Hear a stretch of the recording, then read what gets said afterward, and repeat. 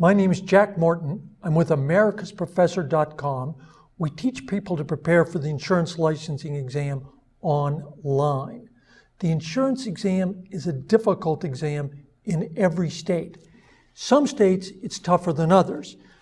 Each state sets its pass score. So, for example, Virginia requires a score of 70% of the questions to be answered correctly to pass.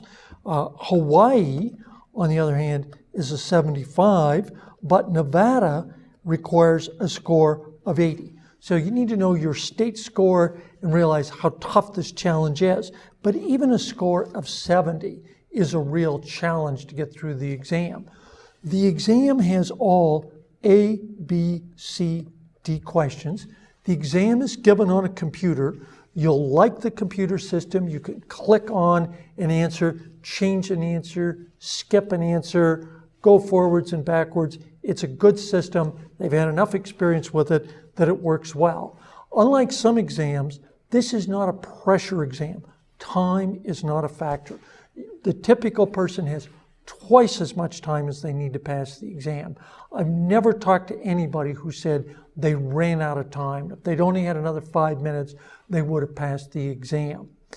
The exam is written by one of two different companies, either Pearson VUE or Experior, although several states write their own exam, but most states buy their exam from Pearson VUE or Experior. There tend to be 4 exams, one for property insurance, and property insurance is simply homeowner and auto commercial fire insurance, casualty, which is liability insurance and auto insurance, life insurance, and health insurance. So those are 4 key topics. Usually you take a combined exam, property and casualty, or life and health. An issue that you might want to think about is, should you take the exam before you sign up with an insurance company you want to work for? I think it's impressive for you to have taken a course, passed the exam, and then walked into the insurance office and said, hey, I'm ready to go. I've done my homework. I'm ready to hit the ground running. But on the other hand, you might want to talk to your company first. Most companies are willing to hire you, take a chance, and fairly typically what they'll do is either pay for your licensing course ahead of time, or they'll say you pay for the course and then they'll reimburse you after you pass the exam. At least make them do that. You have a wide variety of choices of companies to go to work for. You can find out a lot by researching your company online. And online, most insurance companies list their regional recruiter.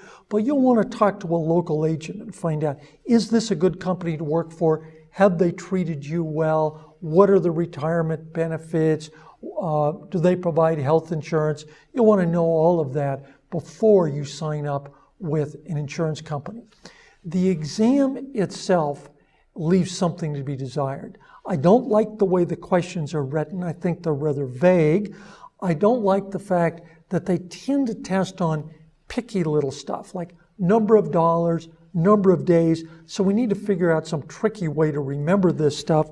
Also, they don't like to test on the obvious stuff, like, pardon me for using my ice cream analogy, but they wouldn't test on vanilla ice cream because they know everybody knows what that is.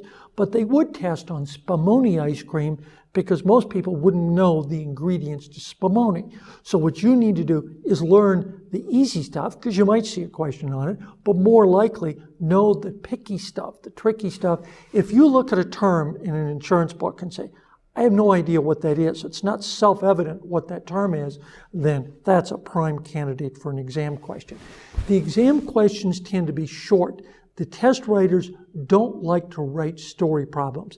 It's rare to see a question that's more than 1 or 2 sentences long at the most. The exams tend to be terminology questions, not fact situations. With the insurance exam, you really need to be solidly prepared when you go in, because otherwise the panic factor will set in. The good news is the cost of the exam itself is rather minimal, and the cost of the courses is as low as they could possibly be. So to take an exam costs you in most states $50 to $75. So it's not a huge expense. Some students will even go in and take the exam without having done any studying, just to get comfortable with the computer and who the proctors are before they come back and take the real exam. Our approach to this is to send you a book, and then we have streaming video online, so you'll follow along, listen to me tell stories about my wife Nancy or my other relatives, and use those to trigger your recall. You will highlight topics as I highlight them. Every once in a while in the book, I will write TQ for test question and have you put that beside that item in the book because you really need to know that. Then when we're through with each chapter, there's somewhere between 24 and 34 chapters in each book. When you're done with the chapter, then I've got a lot of sample questions for you to go through. And I'm amazed at how well we all learn by doing sample questions. But what I've discovered, which you know already, is that we learn by listening, we learn by reading, and we learn when we focus on something by highlighting it. We learn more when we make a note beside it, and then we really know we've learned it when we can handle those sample exam questions.